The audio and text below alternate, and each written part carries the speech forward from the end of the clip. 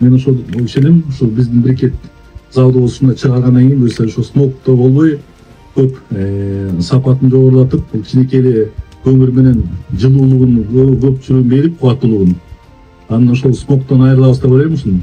Буюрса силердин да өндүрүшүңөр да чоң ишканага айланып, буюрса ошо Бишкекке да поставка кылып, Жабыл Ата областы эмес, буюрса ошо деңгээлге, республика деңгээлине чейин буюрса жетет деп ишенем.